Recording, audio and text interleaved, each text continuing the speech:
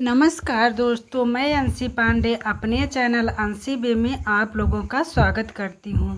कैसे हैं आप लोग, ये बताने के लिए कमेंट बॉक्स में हरदम की तरह जय माता जी ज़रूर लिखना।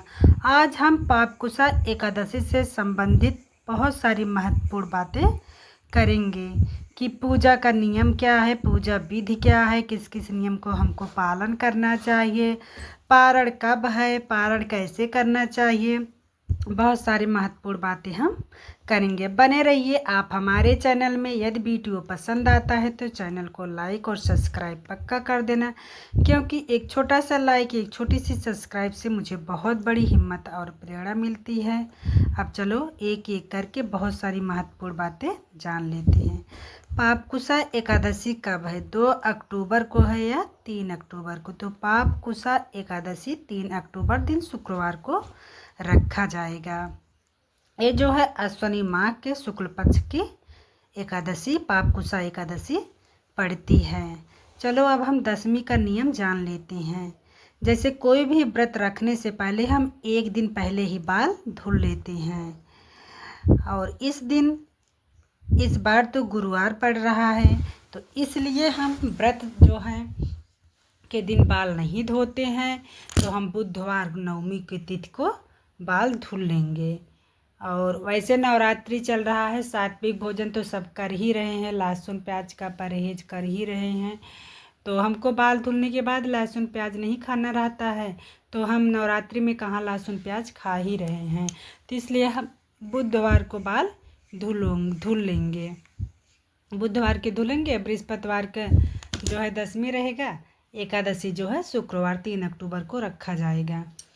और दशमी को हमें क्या क्या सावधानियां बरतनी है। जैसे हम शाम के टाइम चावल नहीं खाएंगे, ना मसूर की दाल खाएंगे, ना चना की दाल खाएंगे, लहसुन प्याज भी नहीं खाया जाता है। तो नवरात्रि में तो इस बार हम खा ही नहीं रहे हैं, इसी सब का परहेज रहता है।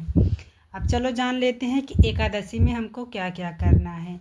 एकादशी में हमको सुबह सूर्योदय से पूर्व उठकर स्नान ध्यान करके जो है, आपके पास पीला कपड़ा हो, पीली साड़ी हो, पीला कपड़ा हो जेंट्स वालों के लिए तो अति उत्तम है। यदि पीला नहीं है तो आप लाल भी पहन सकते हैं। वैसे कोशिश करिए कि पीला ही पहने, क्योंकि यह विष्णु जी का व्रत है, इसलिए पीला ही पहने तो अति उत्तम है। लाल या पीला वस्त्र पहनेंगे। हमारी माताएं बहनें पूरा श्रृंगार करेंगी, और उसके बाद नहा धो के विष्णु भगवान की पूजा करेंगी, पीला पुष्प अर्पित करेंगी, पीला जो है भोग अर्पित करूँगी उनको।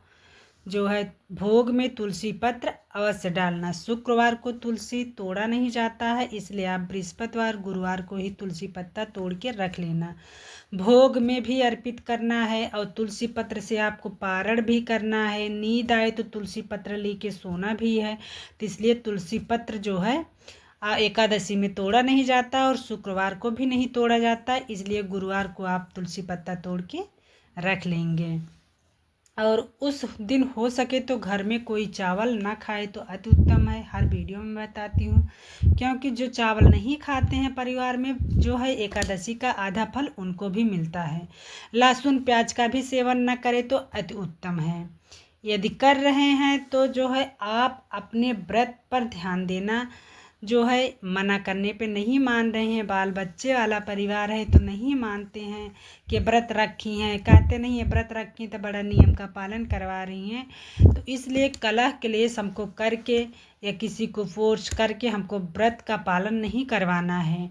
आप एक बार बता दीजिए, उसके बाद वो करे या ना करे उनकी मर्जी है। आप सिर्फ अपने व्रत पर ध्यान देना बस, और कौन क्या कर रहा है उससे नहीं मतलब है।